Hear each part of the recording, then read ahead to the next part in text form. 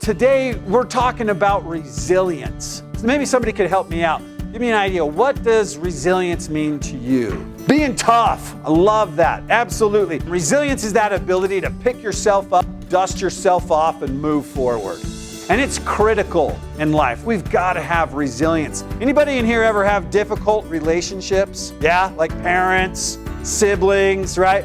Boyfriends, right? Girlfriends. Yeah, everybody has difficulty in relationships. How about emotional resilience? Anybody in here ever experienced difficult emotions?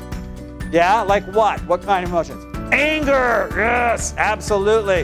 And what else? Sadness, yeah. Sadness, anxiety, right? Depression. We experience all sorts of difficult emotions. And the question is what do we do with those emotions? Do they hold us back or do they help us grow? Okay, 44% of teens report they persistently felt sad or hopeless during the past year. This presentation isn't about social media, technology, or anything like that. This is about suicide awareness. But because technology is so heavily correlated with suicide, we have to have a pretty major discussion about it.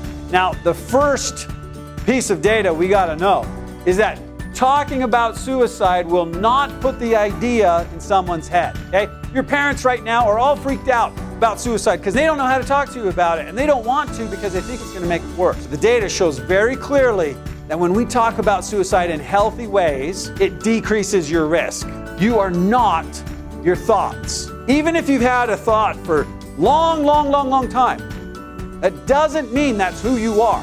Almost everyone has suicidal thoughts, either regularly or at some point in their lives. The only reason we have suicidal thoughts is because we're in a painful situation we don't know how to get out of. The second key takeaway is to know you're not weird for having those thoughts. All the time people are like, oh no, I'm having suicidal thoughts. I feel weird. People are going to judge me. Everybody has these thoughts. The third takeaway is that you can't get rid of these thoughts alone. So let's look at some risk factors. Teenagers with low self-esteem. Who's that? Like all of us? Just in case you didn't know, you guys, every teenager is going through some major changes and transitions in life. The point is, life is supposed to be hard. It's all about building resilience. When you go through those hard things and you come out stronger on the other side, that's how life is beautiful.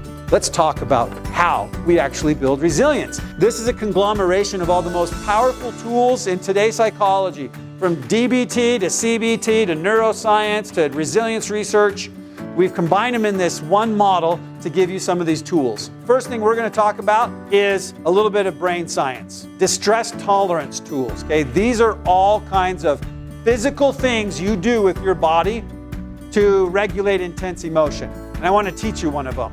Name it to tame it.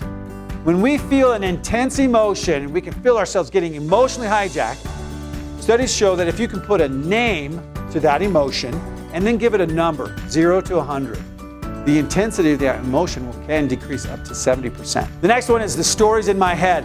This is the principle where when one thing happens in our lives, we tend to fill in the blanks with doomsday scenarios. But really what we're talking about here is building real connection, not fake digital ones. You guys, when it comes to suicide prevention, we need more of this. And this, we have got to open up and talk about it because you can't get rid of suicidal thoughts alone. There is help. I'm Joe Newman, and I prevent suicide by teaching resilience. Thank you very much.